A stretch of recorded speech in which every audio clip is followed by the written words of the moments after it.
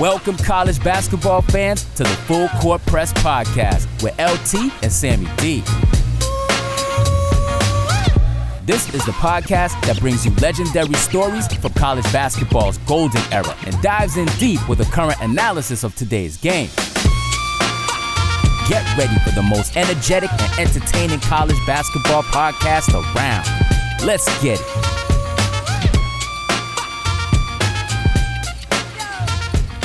Hello, and we're back on the Full Court Press, a college basketball coaches show. Luke Taylor here with my guy Sammy D, powered by the Full Court Network. We got a great guest, but don't forget to subscribe, rate, and review.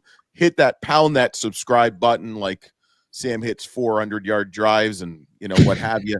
Follow us on our social media handles. So we've got El Presidente, the newest president of the NABC and national championship coach. Unfortunately, 2 years ago, not this past year, but it's okay. You win it, you're still a champion, right? That's right. It's like a tattoo, man. It's always going to be there. Now, in the background, you've got the trophy. Do you take that wherever you go? No, it stays right there. It stays there, and it's a nice backdrop, that's for sure. Yeah, that was a fun year, and like you said, unfortunately, we didn't. Kind of had an underwhelming year this year, and when you win 20 games, it's still underwhelming. That's a pretty dang good thing.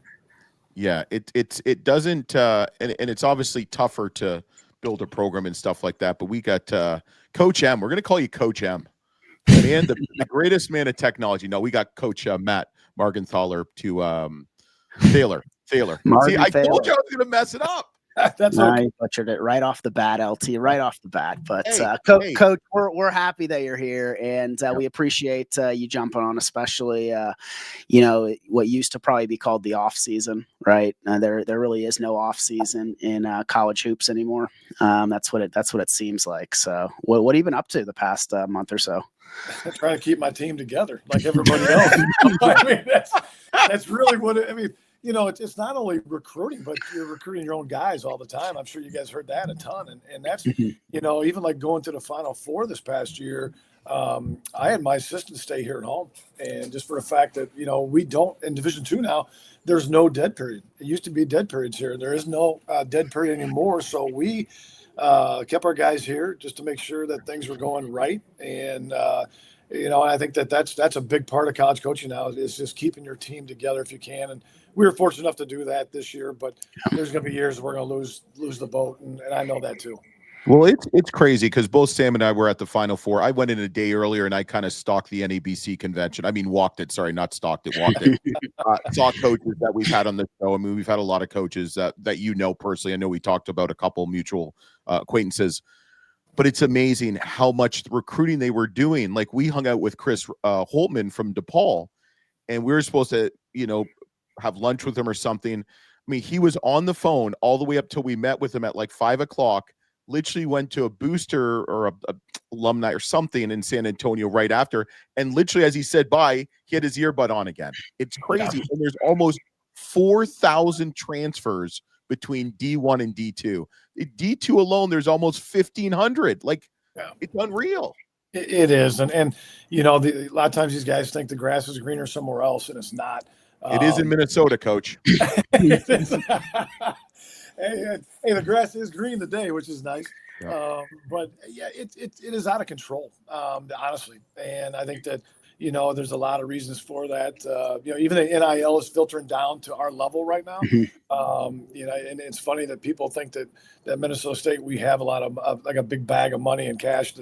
We don't. I mean, it's but it's happening, and it's happening in Division II. And and the Division I guys, they come down to our league. We're one of the best Division II leagues in the nation. And some of our guys, our top guys, have left for a lot of money. And it's been very interesting to watch, and I think that something's got to happen. And even when everyone says that, I don't know what that something's going to be. I mean, it's the train's left the station a little bit on all this stuff. Trains left the station. The train's picked up speed. It won't stop. Exactly. Yeah. So, I mean, what is that? What is that kind of secret at Minnesota State with the Mavericks and your team? I mean, I followed Kyrese Willingham throughout the season, and he's built a career with you, right? And I mean, him and his brother both Malik. Yep. Yeah, so I mean, he was a Trevor Hudgens Award finalist, which kind of gives the award for small college, but it spans the tenure of your career, right? So like somebody like him, what's the message, and like what were those conversations like to say, hey, this is where you belong, this is the best place for you? Even right now, we're all about relationships, and you have to be. Kyrese is from a small town right outside of Mankato, Wasika, and they're the state champions. And he's very close to his family. His mom and grandma are around here, and they go to every game, support him a lot. His brother Malik was an All-American for us last year.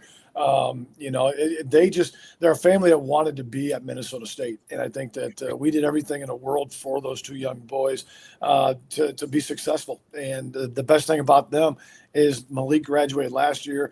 Kyrese will be graduating next week, and the first two in the family to ever graduate. And so that right there that's success at our level, no question. At any level, that's success. And and for those two boys to leave here as national champions.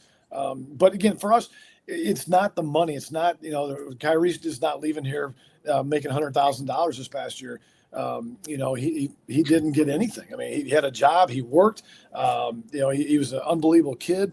But those are, far and in between. We're not going to have a lot of guys like that. The notion these days, or what's happening these days, are if money's out there, that's talking, and guys are going to leave, and we understand that.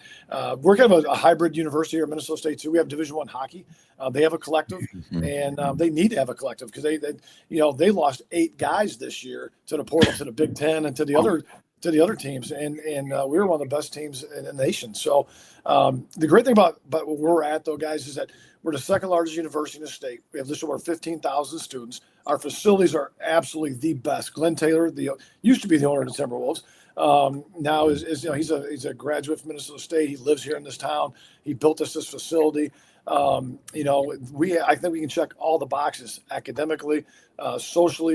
It's a university. You can be a college student at Minnesota State, which we sell that, and then you're going to play in some of the best basketball program in the nation and have an opportunity to win a national championship. And I don't care if it's Division I or Division II. The kids we're recruiting, if we can honestly say, you come to Minnesota State, you're going to play in the NCAA tournament, and you're going to have an opportunity to win a national championship. That's something other schools cannot sell. Right. So the school was founded in 1868. You've been there almost as long. You've been there since 2001. You pretty much, you kind of started the transfer portal. You're at Iowa State for 2 years, Parkland for a year. Then you were a Leatherneck with your old man for 2 years. Two questions for you. The first question is, do you feel you have a unique perspective of the transfer portal because you transferred multiple times? And then why have you stayed so long? The first part, yes, I do. Transferring the way I did, that didn't happen back in the days. And so I was at 3 different schools, ended up playing for my dad. And I should say, ended up watching a lot of games for my dad. He never put me in. And so it was so I learned a lot of coaching, and that it obviously wasn't daddy ball. No, it wasn't that. And all my assistants are transfers too. So Mike Schott has been with me the entire time.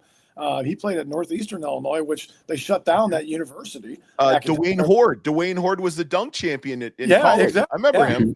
Yep. And so then Mike came over to South Dakota State when I was there. Carson Aaronholtz now is a junior college guy, transferred in here. But it's just Minnesota State's a unique place. And I went through a pretty tough divorce my first year here. So 24 years ago. And my son was here, and I wasn't going to leave him. And it just got to be where I met my wife now. Love this place. We have great friends. And you know what, guys, the quality of life that I can have here at Division II and in Minnesota State and the things that I have, I'm not going to get that if I'm at a Western Illinois or an Idaho State or places like that, where my next jump could be. It's not that I'm content. I want to be selfish. I want to continue to win. And I love the winning. I love being like the Power 5 in Division II. Well, there's no place like Macomb, Illinois, Coach. Hey, have you been there? Oh, I have. Well, it has changed since I left in '86. I love it. Nothing bad about my Leathernecks, man. I love no, it. no. Doing a great Oh, it's job all down good. there at Western, and for him, I think they made the right move going into Ohio Valley. That was a great move for that university. Coach Boudreaux is perfect for Macomb, huh, Sam? He is. Yeah, he's my man. We love I Coach love that Boudreaux. guy. Yep. He's amazing. He's amazing. He is. One of the things we like to talk about on our coaches show here is kind of what got you into coaching. And obviously your father was a coach, and we talk a lot about being a servant leader and mentorship, and then obviously your activity with the NABC and being a guardian of the game, as they call it, right? Can you just talk a little bit about that whole piece, with what that means in your life and your career? Yeah, I started out really as a GA. I graduated from Western Illinois, and I really tried to get away from coaching if I could. I was going to try to get an administrative side, and I didn't like that at all, to be quite honest with you. I went to the University of Louisville, and on their administrative side there, then got to know Coach Crum and really started working with them a little bit. And they helped me get a junior college job at Florissant Valley Community College. It was my first real coaching job. And that kind of threw me in. I was inner city, right down there in St. Louis. And I learned a lot. Trevor Trimpe, I don't know if you remember that name, but played at Bradley, was my assistant coach and Trevor was a guy that played in the NCAA tournament, and was a great high school player from Havana, Illinois, back close to Macomb. And so, again, that's where it kind of started. And watching my dad go through trials and tribulations and is living in a gym, that's how I grew up. Right or wrong, I love being in the gym. I love being around the guys. I love the team aspect. And when I, kind of got going, it's all about relationships, about who you know. And I think that I was very fortunate that my dad, obviously introduced me to a lot of people. I was in Southern Illinois, Edwardsville for a couple of years, and then Scott Nagy, who I've known forever. Got Coach the state job. I used to go to Illinois. When Dick was alive at Illinois, we used to go to Illinois camps. I went to UIC. I know Dick Nagy. Crazy. What a great man he was. He had some weird sayings. Yeah, yes, he did. You don't want to cross Dick Nagy. You don't want to cross him either.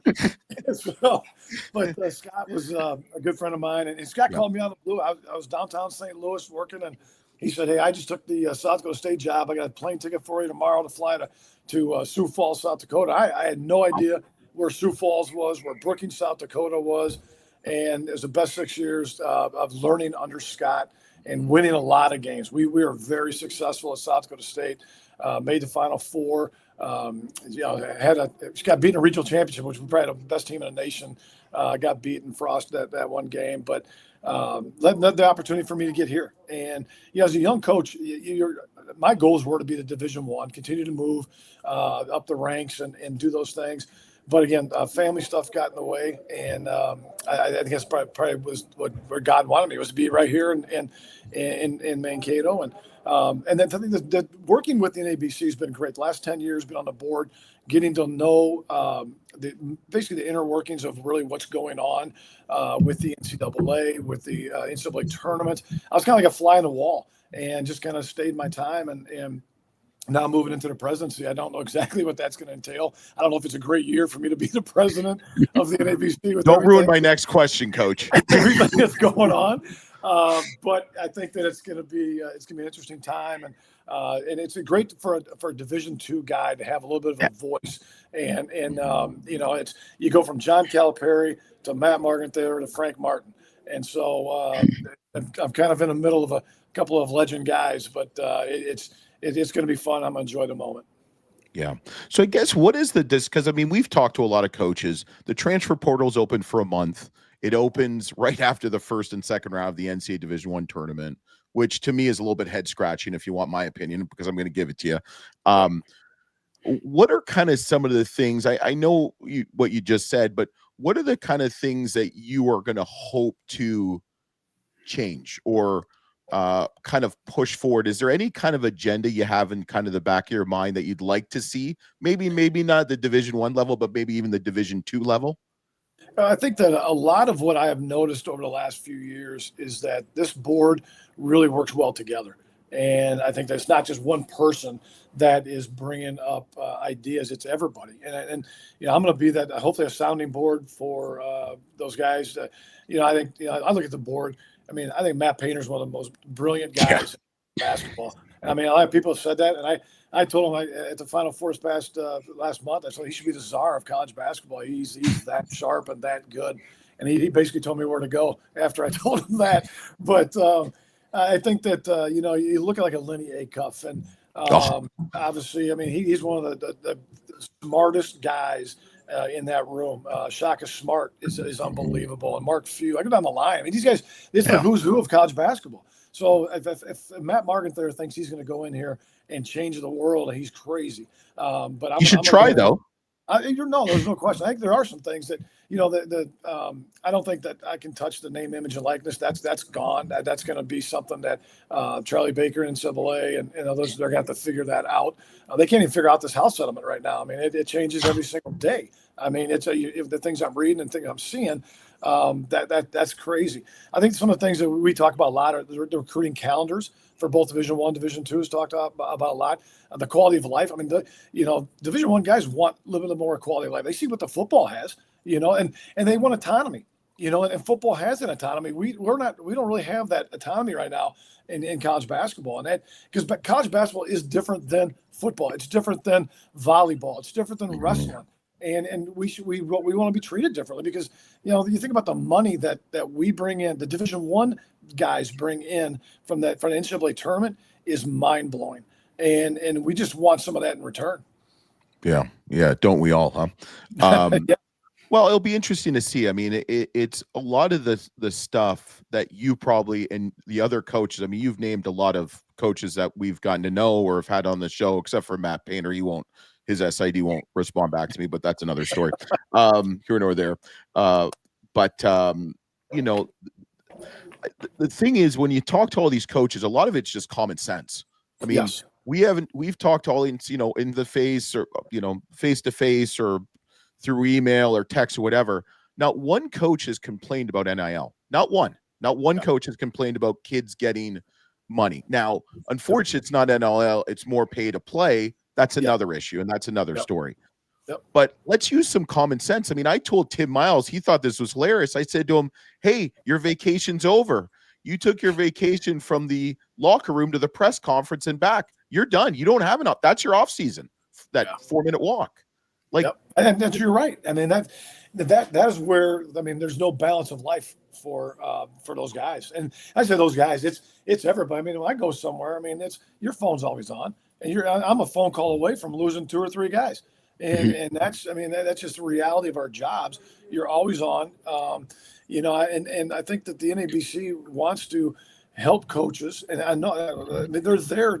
We're trying to just give them a little bit of a quality of life if we can possibly do that. And I don't know if that is it can happen or not. I agree with you. If I think the pay for play is there. Let's just name what it is. It's not name, image, and like it is pay. We're paying. It's pay to play. That's what it is.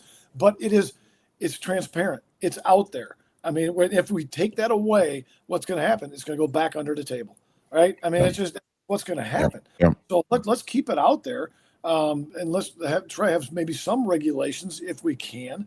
And I think that's what the NCAA is trying to do, but they just can't figure it out. Yeah, and the transfer portal, I mean, you went through it. You had to sit out a year. I'm sure you had to sit out a year somewhere, at least once. I think the transfer portal is not a bad thing. I mean, we look at like Max Strus, perfect example, D2 player, Division II All-American, went to DePaul.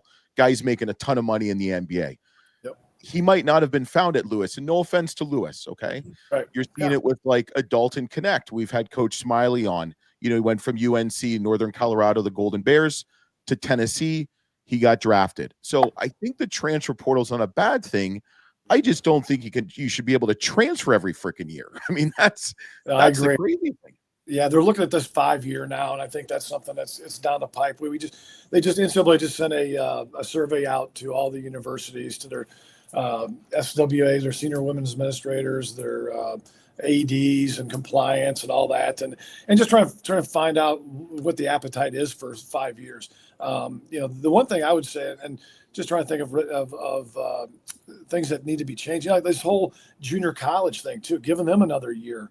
And then, Coach, you got another year of eligibility to play now. You went to I do. I mean, hey, I'm telling you now, if I should put my name in the portal, why not? got one more. Boudreaux will pick you up again. He might. And so I stayed in the purple. For Division II, our guys didn't have that luxury. They had to go Division I. That's crazy. So we're pushing Division II players out of our leagues to Division I because they have 1 year eligibility left, and we're not gonna rectify that for these young men. And we're talking about guys that need this year to graduate, not only play basketball, but to stay in college and graduate. And we're pushing them out of Division II. I think that's totally wrong. Yeah. So tell us about the Northern Sun Intercollegiate Conference. It's a darn good conference. It's the best, and our region's the best too. If you look at the teams that have won the national championships, and I know Nova's on a run right now down there in Florida, and Coach Crutchfield's doing an unbelievable job of that program. But we had a run of Northwest Missouri State. We've had Central Missouri. You had obviously ourselves winning it 2 years ago. If you get out of our region, you have an opportunity to win a national championship. Our conference, we have unbelievable coaches. We have great facilities, great players in our league. We play a Friday, Saturday schedule, which is tough, man. I mean, we go back to back. Our travel, it's a tournament every weekend. I mean, it's brutal. You could be, we travel up to Minot, North Dakota, all the way down to Wayne, Nebraska, and all we're in between. So we're not flying, and you're not chartering planes, right? We're Coach? Not no, and we're not bitching about it either. We're just doing it. And we're not eating it. We're eating Domino's pizza and getting our guys on a bus and rolling. But it's a tough, brutal league. If you can get through it, it does prepare you for the NCAA tournament. Playing those back-to-back games. Once we get there, whoever gets there, again, has a great opportunity. And you look at, we've had a lot of guys in our league that have moved up. Tim Berkstraster just did from Moorhead, just took the Denver job. And back in the days when I first started, Greg McDermott was at Wayne, Nebraska. Yep. We had Tim Miles in the league. We had, we just go down the line. We've had unbelievable coaches, unbelievable players, and it's a wonderful, wonderful league. Yeah, and you're probably excited that Ben McCullum's no longer at some university in Missouri either. Yeah, that doesn't hurt me. But last time he got beat in Division II was by the Minnesota State Mavericks. So yeah, I know. I had to put that in there, Coach. Has Coach McCullum's, like, the success he's had this year, and then also bringing some of those Division II guys with him to Drake this past season, has that been a good case study? I mean, it seems like there's been a lot more eyes as that's been more national media on Division II guys. Sam, it's been horrible for any coach in Division II. It's been terrible. I mean, you're right. I mean, that, our guys see that, and so our guys are like, well, why don't I just go somewhere and do that? And that's tough. And same thing what Tim's doing with Moorhead's program. He's taking 5 guys to Denver, and then, you know what? They're going to be successful next year in the Summit, because he's got those guys and they're good enough. And our league is very comparable to the Summit League, and our top teams in our league could win the Summit League without a doubt. And so look at what St. Thomas is doing in Johnny Tower right now. And it's amazing what that. I mean, Johnny is unbelievable coach, and his staff is unbelievable. But what they have done, going from Division III to Division I, is unbelievable, and being successful. And I'm telling you, they're going to be something to be reckoned with for a long time. And to see the recognition of Division II and the players, it's a double-edged sword for us, because yes, it's great, and we love to see those guys have success. But man, it makes our job that much harder, because that means more and more Division I guys are going to come down here and steal our guys. Yeah. Do you know what I love about this past year is the focus on Minnesota basketball as a whole. And I want you to talk a little bit about that, because, I mean, you mentioned Johnny Tower and the Tommies at St. Thomas. They're a huge story. We had Coach Tower on the show earlier this season. The recognition that you've achieved, as well. And then Coach Medved, moving into Minnesota and what he's going to be bringing to that program. Can you just talk about the state of Minnesota basketball right now? But it's changed a lot. I mean, it's in my 25 years here, It was just very average basketball when we first got here, and it's a hotbed right now. And everyone thinks this is the state of hockey. The state of hockey is way north of Minneapolis. From Minneapolis down, southern Minnesota is a basketball hotbed. Yep. We've got a few Mankato players on my team. BJ Omott's going to be playing for Nico up with the Gophers, and he's a Mankato guy. There's just a lot of great things going on right now in this state, and you never would think. I mean, but the thing is, we play inside. Everyone thinks about Minnesota being cold and blowing and snowing, and I mean, Coach. Hey, it's pretty cold. Being it's pretty cold, Coach. And I'm Canadian. Guys, it's no different than Chicago. It's no different than any of that. And we got the lakes, man. So we're hanging out in the lakes all summer long. But Minnesota basketball right now, it's hot. I mean, Nico's going to do an unbelievable job. His assistant, Dave Thorson, has been a legend and high school basketball coach. And this is his second stint with the U. I mean, I think that staff's going to do an unbelievable job. Nico's already put together an unbelievable roster. But it's amazing when you got money to do that, what you can do. I thought Ben was a very good coach and a great guy and a Minnesota guy, and just wasn't given the same opportunities. But Thor and Nico are going to get things done, and we continue to be successful here. You look at even our league, like Duluth has had great success, Moorhead's had great success. Winona in the past, they went on a great run years ago with a couple of championships. It's just we're fortunate that this is Division II territory. Well, now we only have Division.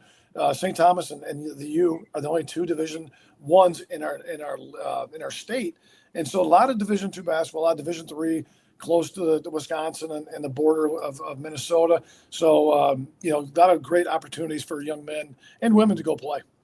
Yeah. It's funny when I think of Minnesota, I think of the show Coach with Craig T. Nelson. Oh yeah, I hear that a lot. Was that Minnesota State or no? What school was that? That was Minnesota State.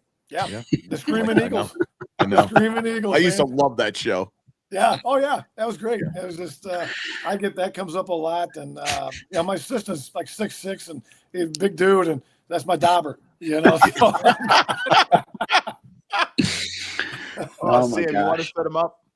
Yeah, Coach, we do a little thing called the shot clock. LT is going to fire off 5 or 6 just super quick questions. Some of them might be one word, some of them might lead to a short story, but the platform is going to be yours, however you want to take it. LT, let's get it. Yeah, simply known as the longest shot clock known to man or woman. Biggest misconception of D2 basketball? That players aren't good enough. Okay. I mean, I was a center, but if I 6'2.5", I could have been a center in D2 basketball. No, it's D3 basketball. My bad. One word to describe Minnesota State. Oh, that's tough. I'd say amazing. Ooh, okay. I like that. Okay, that's a pretty good one. Best coaching advice you ever been given? Don't get too full of yourself. I mean, you're not the guy out there making the shots. You're not the guy getting the stops. Don't get too full of yourself, and continue to be true to yourself too. Yeah. Biggest coaching mentor, not your father? I'd say Lenny Acuff. I mean, Lenny's he brought me into the board of the NABC. We played them in a semifinal game. And unfortunately was able to beat them, one of Lenny's best teams. But he's a guy that I look at for advice, and he's been great to me. Yeah, and up until about 3 weeks ago, you guys had the same haircut and wear the same colors all the time. But he obviously changed that. Selfish. Funniest recruiting story? Oh man, I got one I can't tell. Okay, you can tell it after to us. Okay. Yeah, I can tell it after. Yeah. I'd say I brought a kid in here one year and asked him, we were going to take him out for a nice dinner. I asked him where he wanted to go. He wanted to go to McDonald's. And so I said, all right, we'll go to McDonald's. He ordered 5 Big Macs. 5. Whoa. And ate them all right there in front of me. And to this day, I'm like, you've got to be kidding me. And we didn't get him. And he went somewhere else. He was a big kid, obviously. But, how about 5 Big Macs? Just laid them out there on the table and just one after another just crushed them. And wow. Yeah. So You know what I would be thinking if I was the coach recruit? I'd be like, man, I can't afford this kid. Exactly. Yeah, not on the D2 our travel money or meal money. And no one gives out cheeseburgers or Big Macs and buffets, so you're kind of screwed. Not at all.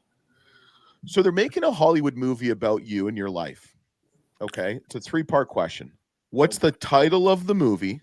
What is the theme song or your walkout song, and who plays you? And it can't be Lenny Cuff. Okay. I'd say the title. Oh man, that's a tough one. I think both of them, because I have a tattoo right here that says "Don't Stop Believing," and that'd be a great song right there, and that'd be the song. So when we won the championship, we all went to a tiki bar right there in Evansville, and my son and I were singing karaoke, "Don't Stop Believing" that night. And so that was a lot of fun. So basically those would be the song and the title. And who would play me? Steve Carell. Oh boy. Oh, you've got the eyes. You've got the eye features. You do. How about what's his name? Matt Dillon. How about Matt Dillon? Ooh, okay. I can see that. I can see that. A younger Matt Dillon. I can see that. Yeah, younger Matt. Yeah, my wife. Yeah, okay. My wife would say younger for sure. Yeah, absolutely. All right, Coach. You won nothing. You got nothing. Sam, finish him off.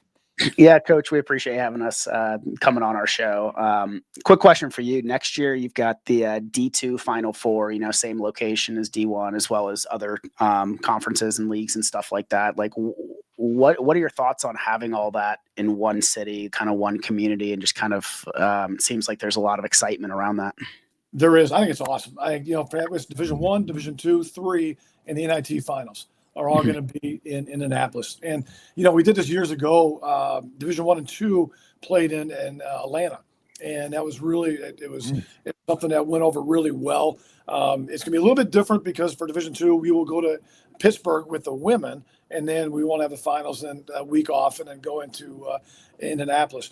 We need to make sure our convention is getting in Indianapolis. We haven't even solidified that yet. That's something we need to get on like ASAP and get with the. There's a lot of things I got to get done here very soon, but the convention needs to be there. We're excited about it. I think it's gonna be a great, for college basketball and a convention to have all those championships in one site is amazing, and that's where it needs to be. If you are a college basketball junkie, where else would you rather be? Absolutely. And then we're going to be sharing this with the Mankato community and everything. Anything you want to share with that community about what they could be looking forward to this off season and the season ahead? Yeah, well, we have a big fundraiser night, so we're going to be talking about that with Mankato. But it is going to be. I'm really excited. I think that this past year, like I said, was underwhelming. We finished up our year-end meetings. I think the guys we got from our portal, the freshman kids we've got coming in, the one thing I can say about them, they're all winners. They're from either national championship junior college teams or state championships from high school teams. We're going to get back to have an opportunity to win a national championship, and that's where it's got to be. I think that this past year is kind of had that hangover a little bit. We started out a little rough, but we got our 20 wins, and we're going to get back to. I do love the fact that I've coached at a university that is you're expected to win. And 20 wins isn't good enough, and I like that because it wasn't that way when we first started, and that's what we want to continue to do. Yeah, well, Coach, you're going to stick on for one more second. Just everybody, don't stop believing. Check out the Minnesota State Mavericks. Coach, we really appreciate it. Don't forget to subscribe, rate, and review. Follow us on the Full Court Network. Also, we got College Basketball Weekly. We've got Nate Johnson, who went from Akron to now Kansas State. We're going to talk a lot about the transfer portal and our opinions on that. And don't forget to check out the Full Court Press, the College Basketball Coaches Show, next week on the Full Court Network.